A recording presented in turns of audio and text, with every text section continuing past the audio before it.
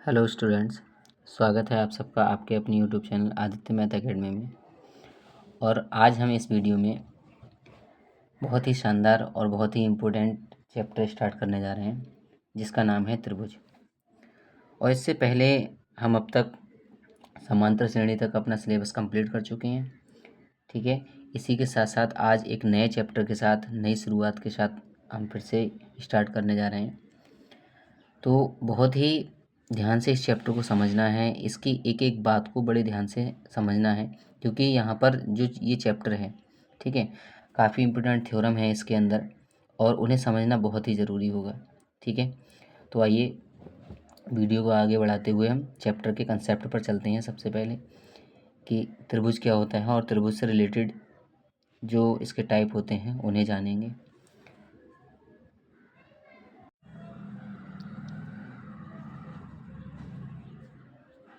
तो देखिए, chapter number 6 है त्रिभुज।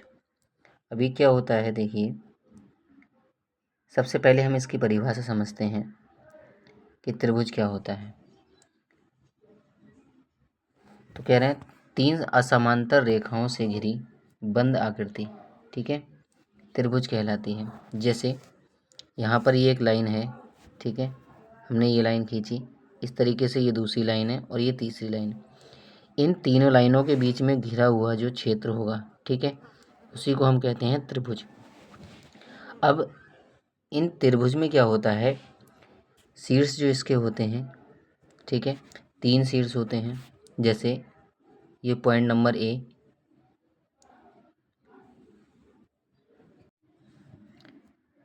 तो जो पॉइंट ए है और पॉइंट बी, पॉइंट सी, ठीक है, ये तीनों ही पॉइंट क्या कहलाते हैं, इस त्रिभुज के शीर्ष कहलाते हैं, इसके वर्टेक्स कहलाते हैं। तो इसके शीर्ष हो जाएंगे ए बी सी, इन्हें हम शीर्ष कहते हैं त्रिभुज के। और दो रेखाओं के बीच में जो ये एरिया होता है, इसके लिए हम कहते हैं कोण, ठीक है। तो ये त्रिभुज के कोण होते हैं, इन्हें इस तरीके से दर्शाया जाता है, कोण ए, कोण बी और कोण सी, ठीक है।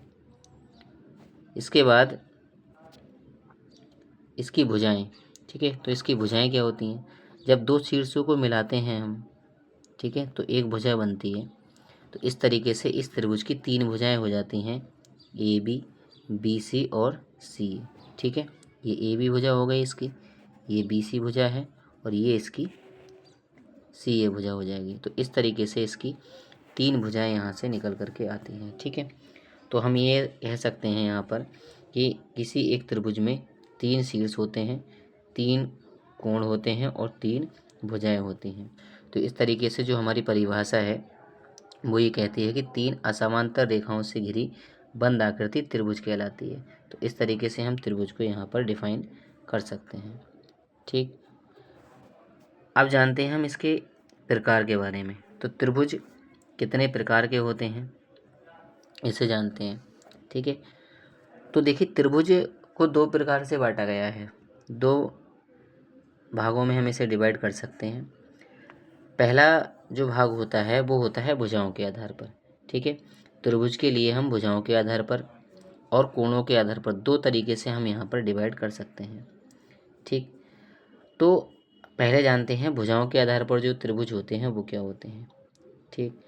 तो यहाँ से भुजाओं के आधार पर जो त्रिभुज होते हैं उसमें सबसे पहला होता है विषमबाहु त्रिभुज, इसे स्केलिन ट्राइंगल कहते हैं। विषमबाहु त्रिभुज क्या होता है, विषमबाहु त्रिभुज एक ऐसा त्रिभुज होता है जिसमें त्रिभुज की कोई भी साइड, कोई भी भुजा बराबर नहीं होती है। जैसे इस तरीके से हमने ये कोई ट्राइंगल बनाया, तो इसकी कोई भी साइड, ठीक है, इसकी कोई भी साइड इक्वल नहीं होगी, ठीक है, यानी सभी भुजाएं उसकी असमान होती हैं। तो ऐसे त्रिभुज के लिए कहते हैं विषमबाहु त्रिभुज।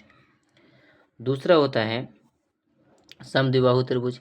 ये क्या होता है, समद्विबाहु, जैसे कि इसके नाम से ही पता चल रहा है कि सम मतलब होता है समान, द्वि मतलब होता है 2, यानी ऐसा त्रिभुज जिसमें 2 भुजाएं समान होती हैं उसके लिए हम कहते हैं समद्विबाहु त्रिभुज। देखिए यहाँ पर चित्र के माध्यम से समझते हैं। जैसे यहाँ पर हमने कोई ट्राइंगल लिया इस तरीके से,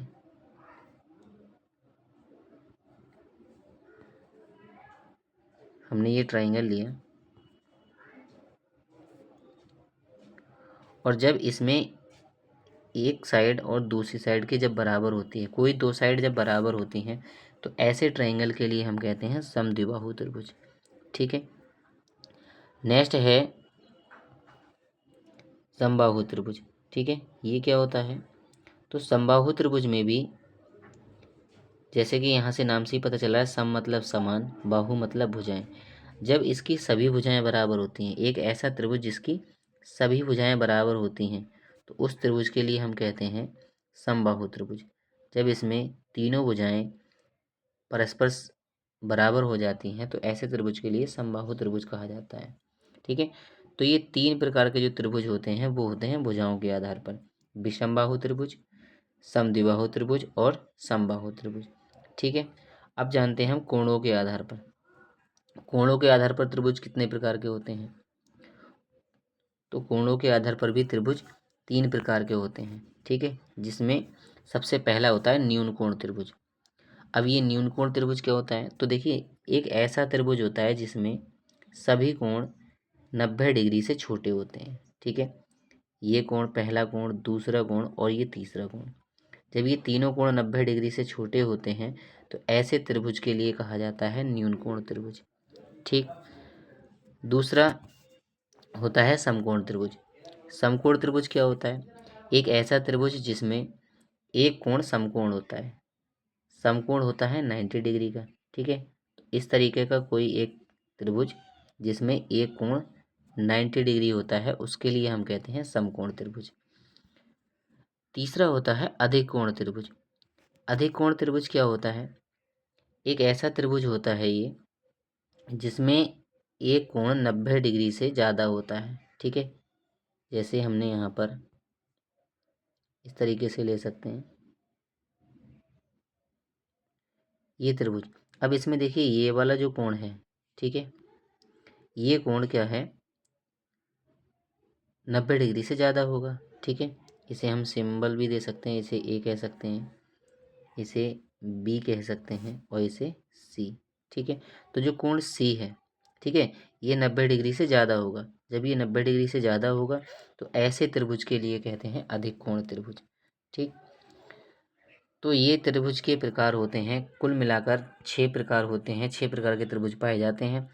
3 होते हैं कोणों के आधार पर और 3 होते हैं भुजाओं के आधार पर। अब देखिए यहाँ से रिलेटेड कुछ और इम्पोर्टेंट बातें जानते हैं।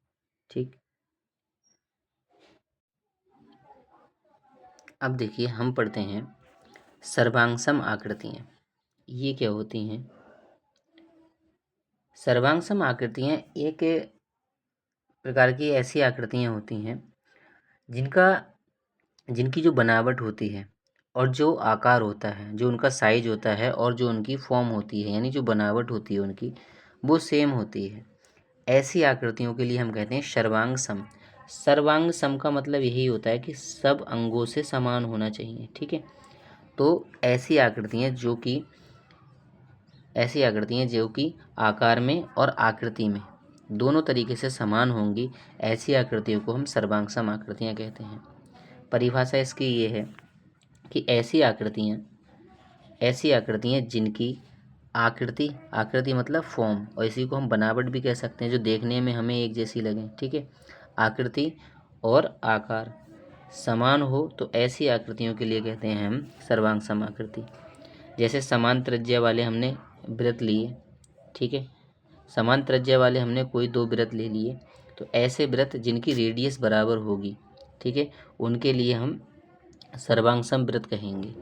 ठीक है, जैसे हमने यहाँ पर एक वृत्त ले लिया ये, और दूसरा वृत्त हमने यहाँ पर इस तरीके से ले लिया।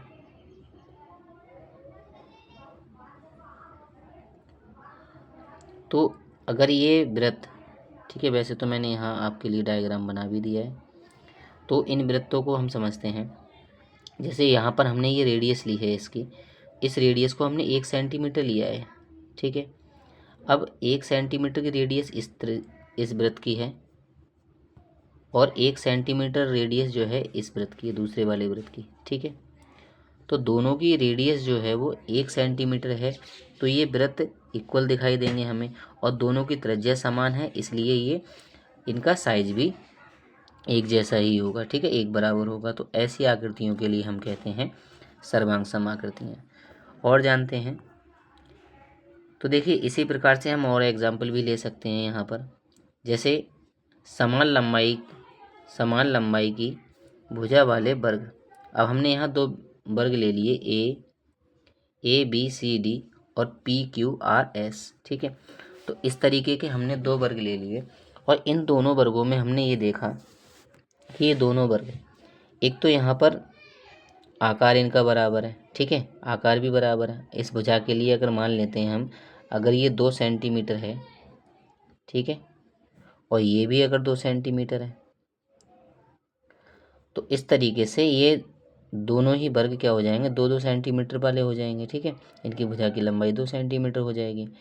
तो इस तरीके के वर्ग जो लंबाई में भी बराबर हों और इनके आकार में भी बराबर हों, ठीक है, तो इस तरीके से ये जो वर्ग होते हैं वो कहलाते हैं सर्वांग वर्ग। अब इन्हें लिखने का जो तरीका है, इन्हें इस तरीके से लिखा जाता है कि चतुर्भुज ए बी सी डी सर्वांग है चतुर्भुज पी क्यू आर एस के, ठीक है, यानी वर्ग ए बी सी डी वर्ग पी क्यू आर एस के सर्वांग है। तो ये इसका होता है साइन, ठीक है, इस साइन को हमें याद रखना है, ठीक है, ये सर्वांग सम का साइन होता है। दूसरे शब्दों में देखिए इसकी अन्य डेफिनेशन भी हम यहाँ पर दे सकते हैं, जैसे यहाँ कह रहे हैं ऐसी वस्तुएं जिन्हें एक दूसरे पर रखने पर परस्पर पूर्णतः ढक लें, ठीक है, सर्वांग सम आकृतियाँ कहलाती हैं। देखिए इसका मतलब ये है, जैसे हमने कोई 2 वस्तुएं ली, अगर वो साइज में बराबर हैं, ठीक है, और उनका आकार भी सेम है, तो ऐसी वस्तुओं को जब हम एक दूसरे के ऊपर रखेंगे तो वो क्या करेंगे, एक दूसरे को ढक लेंगे। तो ऐसी आकृतियाँ जो एक दूसरे को ढक लेती हैं, सेम साइज और सेम आकार की, ठीक है, यानी सेम आकृति और सेम आकार की ऐसी वस्तुएं जो एक दूसरे को ऊपर रखने पर ढक लेती हैं एक दूसरे को, तो ऐसी आकृतियाँ कहलाती हैं सर्वांग सम आकृतियाँ, ठीक। जैसे हमारे पास अगर 10 रुपए के हमने 2 कॉइन ले लिए, तो अगर उन्हें एक दूसरे के ऊपर रखेंगे तो वो पूर्णतः एक दूसरे को ढक लेते हैं, ठीक है, तो वो दोनों कॉइन कैसे हो जाएंगे, सर्वांग सम हो जाएंगे। अब देखिए इसी से आगे थोड़ा हम और बढ़ते हैं, तो आकृतियाँ आती हैं समरूप आकृतियाँ, और ये समरूप आकृतियाँ ही आपके सिलेबस के लिए बहुत ही ज़्यादा इम्पोर्टेंट हैं, ठीक है, क्योंकि पूरा जो चैप्टर है वो इसी प्रकार की आकृतियों पर आधारित है, ठीक। तो इन्हें जानना कंपलसरी हो जाएगा। तो देखिए ये जो समरूप आकृतियाँ होती हैं वो क्या होती हैं।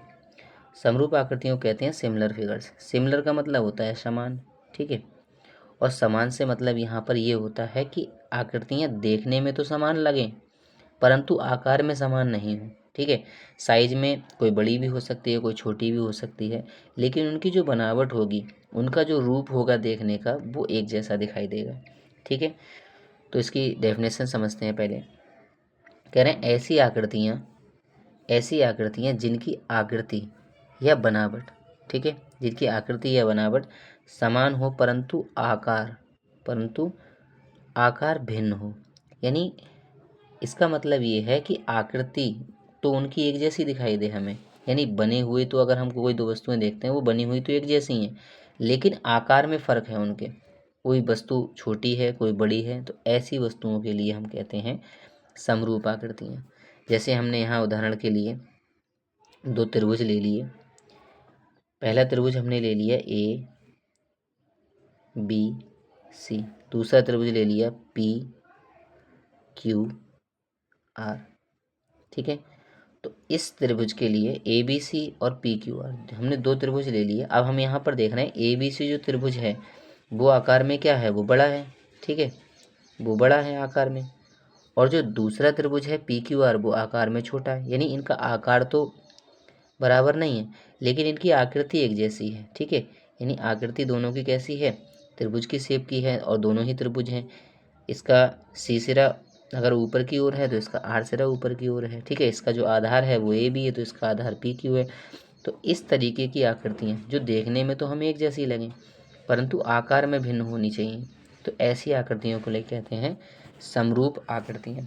समरूप से ही पता चल रहा है इसकी नाम से ही, समरूप यानी जो जिनका रूप समान हो, जिनकी बनावट समान हो, यानी जो देखने में एक जैसी दिखाई दें परंतु आकार में भिन्न होंगी, ऐसी वस्तुओं के लिए कहते हैं समरूप आकृतियाँ।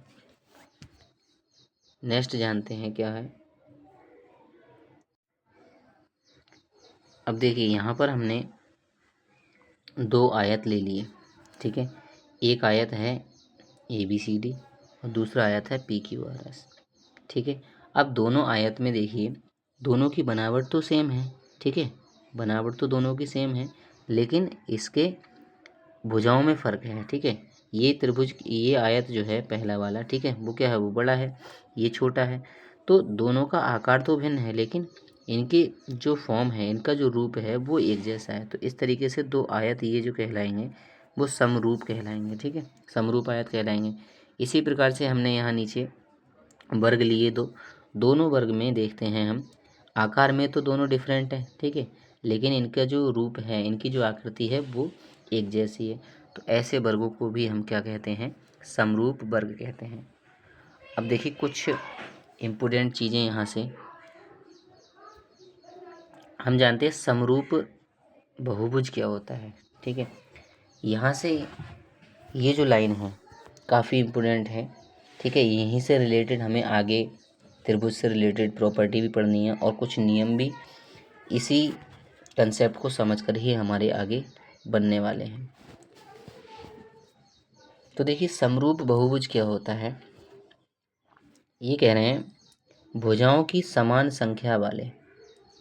इसका मतलब ये है यानी भुजाओं की संख्या समान होनी चाहिए ऐसे बहुभुज वाले दो बहुभुज, कोई दो बहुभुज ऐसे लिए हमने जिनमें भुजाओं की संख्या समान है, ठीक है। तो ऐसे त्रिभुज समरूप कहलाते हैं। इस लाइन का मतलब ये है कि जैसे हमने यहाँ पर दो वर्ग लिए, अब इस वर्ग में, पहले वाले वर्ग में और दूसरे वाले वर्ग में, दोनों में भुजाओं की संख्या तो सेम है, ठीक है। यहाँ पर 1 2 3 4, यहाँ पर भी 1 2 3 4, इस तरीके से 4 भुजाएं हैं इनमें। तो ऐसी आकृतियाँ जिनमें भुजाओं की संख्या समान हो, तो ऐसी आकृतियों के लिए समरूप आकृतियाँ कहेंगे। लेकिन उसकी कंडीशन ये है कि कब समरूप आकृतियाँ कही जाएंगी। तो ऐसी आकृतियों के लिए समरूप कहा जाएगा यदि, ठीक है, यदि पहला पॉइंट आपको याद रखना है, यदि इनके संगत कोण समान हो। संगत कोण का मतलब ये है कि जिस डायरेक्शन में जो कोण लिया जाएगा पहली आकृति का, वही डायरेक्शन का दूसरी आकृति का कोण पहली आकृति के समान होना चाहिए। तो ऐसे कोणों के लिए हम संगत कोण कहते हैं। दूसरा पॉइंट आपको यहाँ याद रखना है कि इनकी संगत भुजाएं, ऐसे ही भुजाएं हमें लेनी है, संगत भुजाएं, ठीक है। तो संगत भुजाएं कैसी हों, समानुपाती हों। समानुपाती का मतलब ये हो जाएगा एक ही अनुपात, यानी उनका अनुपात जब निकालें हम तो वो सबका इक्वल आना चाहिए। ऐसी अगर दो प्रॉपर्टी कोई दो आकृतियाँ रखती हैं तो वो आकृतियाँ समरूप कहलाती हैं, ठीक है। कोई भी बहुभुज हम यहाँ पर एग्जाम्पल के तौर पे ले लेते हैं। देखिए हमने यहाँ पर दो आयत लिए, पहला आयत है PQRS, दूसरा है ABCD। हमने यहाँ पर दो आयत ले लिए। अब यहाँ पर हम देखते हैं आयत की प्रॉपर्टी क्या कहती है, आयत में सभी जो कोण होते हैं वो 90 डिग्री के होते हैं, तो इसके चारों कोण 90 डिग्री के होंगे। दूसरा हमने जो आयत लिया है ABCD, इसमें भी चारों कोण 90 डिग्री के होंगे, ठीक है। तो इस तरीके से पहली प्रॉपर्टी तो हमारी यहाँ पर सेटिस्फाई होती है, जिसमें हमसे कहा था कि पहली जो आकृति है उसके कोण, उसके संगत कोण जो है दूसरी आकृति के संगत कोणों के बराबर होने चाहिए। तो इन्हें किस प्रकार से हम यहाँ पर लिख सकते हैं, देखिए हमने यहाँ पर लिया कोण P। अब देखिए ये कोण हमने P लिया है, अब P के संगत कोण कौन सा होगा, कोण A होगा, क्योंकि हम ये देख रहे हैं जो आयत है, आयत की नीचे वाली भुजा क्या है, PQ है, इसके बाईं ओर के लिए बिंदु P है। ऐसे ही यहाँ पर इसकी जो आधार है, इसकी जो भुजा है वो है AB, इसके बाईं ओर कौन सा बिंदु है A। तो इस तरीके से सेम डायरेक्शन पर, सेम स्थिति पर अगर जो पॉइंट होते हैं उन्हें संगत पॉइंट कहा जाता है। तो इसका जो P पॉइंट है वो A पॉइंट के संगत होगा। तो इसलिए कोण यहाँ पर P कोण A के बराबर हो जाएगा, क्योंकि दोनों ही 90 डिग्री के होंगे। तो इस तरीके से हमने यहाँ लिख लिया कोण P बराबर कोण A। सेम इसी प्रकार से हम कोण Q को लिख सकते हैं। कोण Q किसके बराबर होगा? कोण B के बराबर होगा। कोण R कोण C के बराबर होगा और कोण S कोण D के बराबर होगा। तो इस तरीके से हमने यहाँ पर चारों एंगल को लिख लिया। तो पहली प्रॉपर्टी तो हमारी ये कहती है कि जो दो बहुभुज होते हैं तो उनमें संगत कोण कैसे होने चाहिए? बराबर होने चाहिए। तो हमने ये देखा कि पहली आकृति के चारों कोण दूसरी आकृतियों के चारों कोणों के बराबर हैं। ठीक, अब यहाँ से दूसरी प्रॉपर्टी देखते हैं। दूसरी प्रॉपर्टी ये कहती है कि जो भुजाएं होती हैं, पहली आकृति की भुजाएं दूसरी आकृति की जो भुजाएं होती हैं उनके साथ अगर अनुपात निकालें तो वो अनुपात बराबर होना चाहिए। तो दूसरी प्रॉपर्टी निकालने के लिए आपको इस तरीके से अनुपात निकालना होगा। जैसे इसका आधार क्या है? इस त्रिभुज का PQ, इसका आधार है AB। ठीक है, तो PQ का अनुपात AB के साथ में बनेगा PQ बटे AB। अब ये अनुपात जो दूसरी भुजाएं हैं, जैसे इसमें हमने ले लिया QR और इसमें ये भुजा ले ली हमने BC, QR का अनुपात BC के साथ, तो ये लिखेंगे QR बटे BC। इस तरीके से अनुपात निकालेंगे हम एक चतुर्भुज की भुजा का दूसरी चतुर्भुज की भुजा के साथ में, और वो अनुपात अगर सभी का बराबर आता है तो दोनों प्रॉपर्टी हमारी सेटिस्फाई हो जाती हैं, और ऐसे बहुभुज के लिए हम कहते हैं समरूप बहुभुज। ठीक है, इसी प्रकार से हमने लिखा RS बटे CD, फिर लिखा हमने SP बटे DA। तो इस तरीके से हमने चारों भुजाओं का अनुपात निकाल लिया। वो अगर चारों भुजाओं का अनुपात बराबर आएगा तो प्रॉपर्टी नंबर 2 हमारी सेटिस्फाई हो जाएगी, और अगर संगत कोण बराबर आते हैं तो पहली प्रॉपर्टी सेटिस्फाई हो जाती है। और जब ये दोनों प्रॉपर्टी सेटिस्फाई होती हैं किसी भी बहुभुज पर, तो ऐसे बहुभुज के लिए समरूप बहुभुज कहा जाएगा। ठीक, अगर इनमें से कोई भी एक प्रॉपर्टी अगर अप्लाई नहीं हो पाती है किसी प्रकार से, तो ऐसी आकृतियों के लिए फिर समरूप आकृति नहीं कह सकते हम। ठीक है, इन्हें हम इस प्रकार से भी बता सकते हैं। तो हम यहाँ कह सकते हैं अतः चतुर्भुज PQRS तथा चतुर्भुज ABCD परस्पर समरूप हैं। ठीक है, तो हम यहाँ पर इस तरीके से भी इन दोनों को डिफाइन कर सकते हैं। अब देखिए, एक बहुत ही इम्पोर्टेंट नोट जो आपको याद रखना है वो ये है कि सभी सर्वांगसम आकृतियाँ, यानी जितनी भी सर्वांगसम आकृतियाँ होती हैं वो सभी समरूप होती हैं। कैसी होती हैं? समरूप होती हैं। क्योंकि सर्वांगसम आकृतियाँ क्या होती हैं? सर्वांगसम आकृतियाँ वो होती हैं जिनकी बनावट भी सेम हो और जिनका आकार भी सेम हो। ठीक है, ऐसी आकृतियाँ कहलाती हैं सर्वांगसम।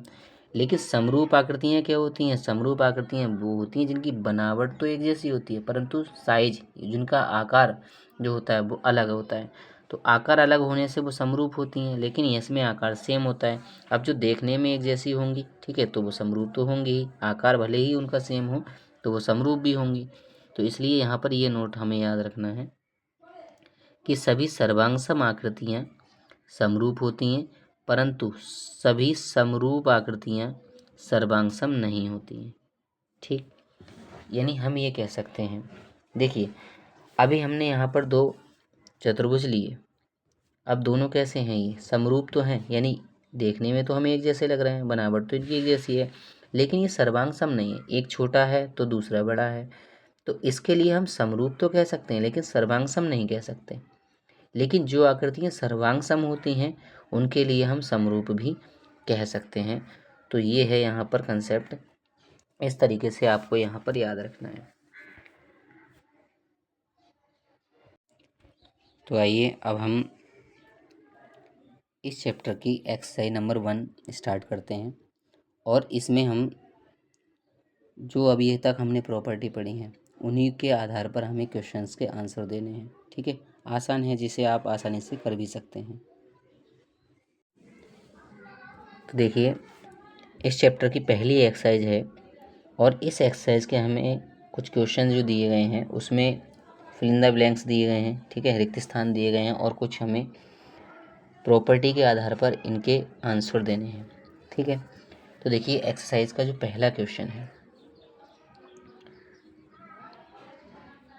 ये कह रहे हैं कोष्ठकों में दिए हुए शब्दों में से सही शब्दों का प्रयोग करते हुए रिक्त स्थानों को भरिए। अब देखिए यहाँ पर ये पूछ रहे हैं कि इसमें ये कह रहे हैं सभी व्रत होते हैं, तो हमें इस ब्रैकेट के अंदर जो लिखा है सर्वांगसम समरूप, तो हमें ये बताना है कि सभी व्रत कैसे होते हैं, सर्वांगसम होते हैं या समरूप होते हैं। तो देखिए यहाँ पर अगर हम व्रत की बात करते हैं तो देखिए हमने ये कोई व्रत ले लिया, एक हमने दूसरा व्रत ये ले लिया, ठीक है, तीसरा व्रत हमने ये ले लिया। अब देखिए यहाँ पर इसे हम ये कह सकते हैं, इसे हमने कह दिया ए, ये बी और ये हमने ले लिया सी, ठीक है। अगर हम देखें यहाँ पर ए और बी, जो ए व्रत है और दूसरा व्रत है, ठीक है, बी, ये दोनों व्रत हमें देखने में कैसे लग रहे हैं, सिमिलर लग रहे हैं, ठीक है, देखने में एक जैसे हैं, इनका साइज भी लगभग हमें एक बराबर दिखाई दे रहा है, तो ऐसे त्रिभुज तो कहलाएंगे सर्वांगसम। लेकिन जो त्रिभुज जो आपका त्रिभुज नहीं व्रत, तो अब ये जो सी है, सी व्रत हम देखते हैं कि इसका साइज क्या है, कम है इसके इनकी तुलना में, तो इनकी तुलना में जब इसका साइज कम है सी का, तो हम इसे समरूप तो कह सकते हैं लेकिन सर्वांगसम नहीं कह सकते। जबकि ए और बी को हम सर्वांगसम तो कह सकते हैं, सर्वांगसम भी हैं और समरूप भी हैं, लेकिन हम जो व्रत सी है इसके लिए हम समरूप कह सकते हैं लेकिन सर्वांगसम नहीं कह सकते, क्योंकि इसका साइज क्या है, साइज बराबर नहीं है ए और बी के मुकाबले, ठीक है। तो ऐसे त्रिभुज जो होते हैं, और हमें बताना जो है, त्रिभुज नहीं, व्रत के बारे में बात हो रही है यहाँ पर, ठीक है, तो हम यहाँ पर व्रत के बारे में बात करते हैं।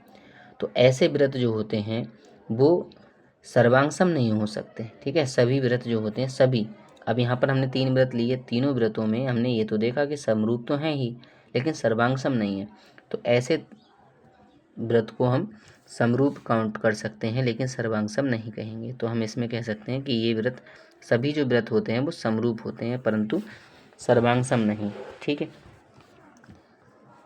इसका पॉइंट नंबर 2 दिया है। अब इसमें इन्होंने ये कहा है,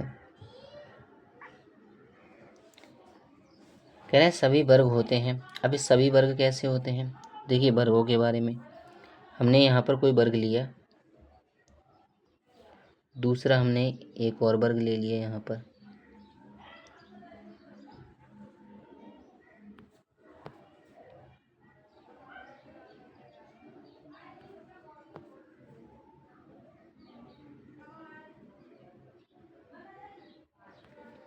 इस तरीके से, और एक वर्ग हम और ले लेते हैं यहाँ पर, इस तरीके से हमने यहाँ पर वर्ग ले लिए। अब यहाँ पर हमें ये बताना है कि सभी वर्ग कैसे होते हैं। अब देखिए पहला वर्ग और दूसरा वर्ग, पहला और दूसरा वर्ग हमें देखने में लगभग एक जैसे दिखाई दे रहे हैं, तो ऐसे वर्गों को हम सर्वांगसम कह सकते हैं और इन्हें समरूप भी कह सकते हैं, क्योंकि सभी सर्वांगसम जो आकृतियाँ होती हैं वो समरूप तो होती ही हैं। लेकिन जो इसका जो तीसरा वर्ग लिया है हमने, तीसरे वर्ग में हम देख रहे हैं साइज में कैसा है, बड़ा है, तो पहले और दूसरे वर्ग के तुलना में तीसरा जो वर्ग है वो काफ़ी बड़ा है, ठीक है, यानी इसका साइज बड़ा है, तो हम इसके लिए समरूप तो कह सकते हैं परंतु सर्वांगसम नहीं कह सकते। अब हमें सभी वर्गों के बारे में बताना है, तो सभी जो वर्ग होंगे वो समरूप हो सकते हैं परंतु सर्वांगसम नहीं होंगे, ठीक है। तो सभी वर्ग भी कैसे हो जाएंगे, ये हो जाएंगे समरूप, तो इसका आंसर आ जाएगा ये समरूप, ठीक है। इसी प्रकार से नेक्स्ट तीसरे क्वेश्चन में कह रहे हैं, तीसरे क्वेश्चन में इसे ये कहा है, कह रहे हैं सभी व्रत सभी त्रिभुज समरूप होते हैं। कैसे त्रिभुज समरूप होते हैं, समद्विबाहु या समबाहु। तो देखिए समद्विबाहु जो त्रिभुज होते हैं वो क्या होते हैं जिनमें दो भुजाएं बराबर होती हैं, ठीक है, जिनमें दो भुजाएं बराबर होती हैं। और समबाहु त्रिभुज क्या होते हैं, समबाहु त्रिभुज में तीनों ही भुजाएं बराबर होती हैं, ठीक है। तो देखिए जिसमें तीनों भुजाएं बराबर होंगी उसके जैसा अगर कोई दूसरा त्रिभुज होगा जिसमें तीनों भुजाएं बराबर होंगी तो वो त्रिभुज कहलाएगा समरूप त्रिभुज। लेकिन जिसमें दो भुजाएं बराबर होंगी तो हम ये नहीं कह सकते कि उसमें पहली दूसरी भुजा बराबर है या दूसरी तीसरी भुजा बराबर है, ठीक है। तो समबाहु जो त्रिभुज होते हैं वो समरूप होते हैं, तो इसका आंसर हो जाएगा समबाहु त्रिभुज, ठीक। अभी देखिए क्वेश्चन नंबर 4। अब ये कह रहे हैं कि भुजाओं की समान संख्या वाले, ये लिखा है, कह रहे हैं भुजाओं की समान संख्या वाले दो बहुभुज समरूप होते हैं यदि उनके संगत भुजाएं हों। तो देखिए एक में दिया है बराबर और एक में दिया है समानुपाती। अब हमें यह बताना है कि पहले पॉइंट में क्या आएगा और दूसरे पॉइंट में क्या आएगा। तो देखिए यहाँ पर हम यहाँ बता सकते हैं, देखिए अभी हमने यहाँ पर जो प्रॉपर्टी पढ़ी थी उसमें ये बताया था कि भुजाओं की समान संख्या वाले जो बहुभुज होते हैं यदि उनके संगत कोण कैसे हों, बराबर हों, यानी कोण तो बराबर होने चाहिए और भुजाएं समानुपाती होनी चाहिए। तो ऐसी आकृतियों के लिए हम समरूप आकृतियाँ कहते हैं। तो पहले पॉइंट में जो आएगा वो आएगा बराबर, ठीक है, पहले पॉइंट में बराबर आ जाएगा और दूसरे पॉइंट में क्या आएगा, समानुपाती, ठीक है। तो उनके संगत कोण कैसे हों, बराबर हों और उनकी संगत भुजाएं समानुपाती हों। इस तरीके से हमें कुछ क्वेश्चन दिए थे जिन्हें फिल करना था, तो इस तरीके से हम यहाँ पर फिल कर सकते हैं। अब देखते हैं क्वेश्चन नंबर 2।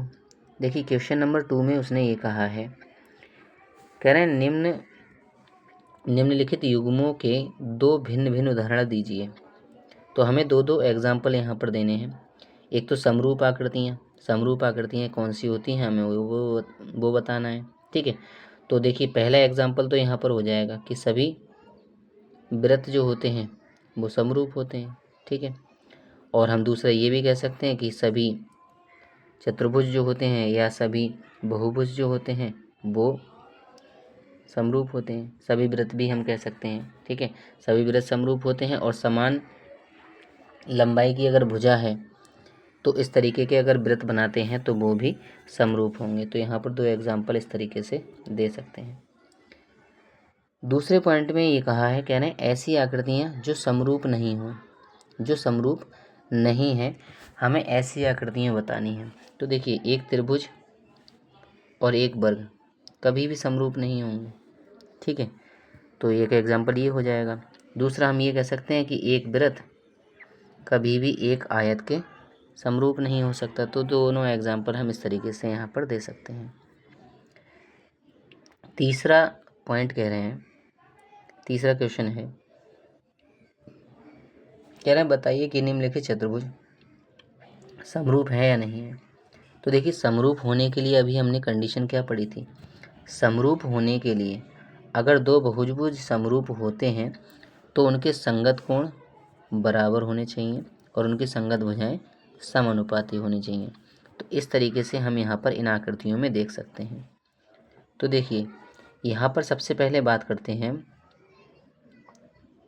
पी क्यू भुजा की और ए बी की। देखिए अगर पी क्यू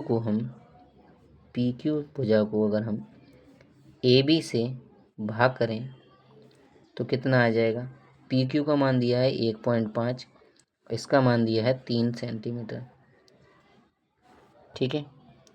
तो यहाँ से हम इस तरीके से लिख सकते हैं। अब 1.5 से जब हम 3 को डिवाइड करेंगे तो आ जाएगा 1/2। तो 1/2 आता है। इसी प्रकार से इसकी सभी भुजाएं बराबर दे रखी हैं, पी क्यू आर एस की, इसकी सभी भुजाएं भी बराबर दे रखी हैं ए बी सी डी की। तो इस तरीके से हम किसी भी भुजा का अगर अनुपात निकालते हैं तो वो हमेशा 1/2 ही आएगा।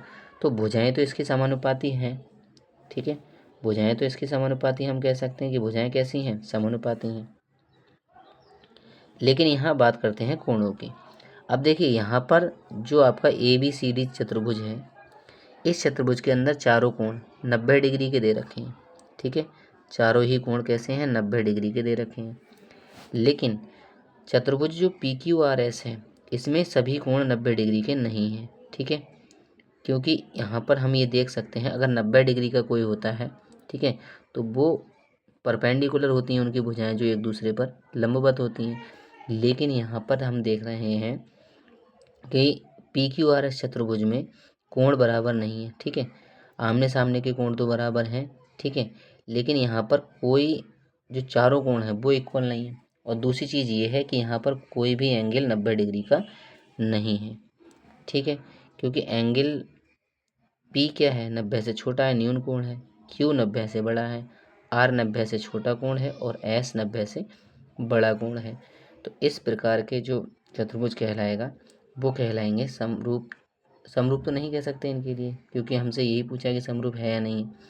तो क्योंकि हमने ये बताया था कि अगर कोई एक प्रॉपर्टी भी फॉलो नहीं करते हैं कोई बहुभुज तो वो समरूप नहीं होते हैं।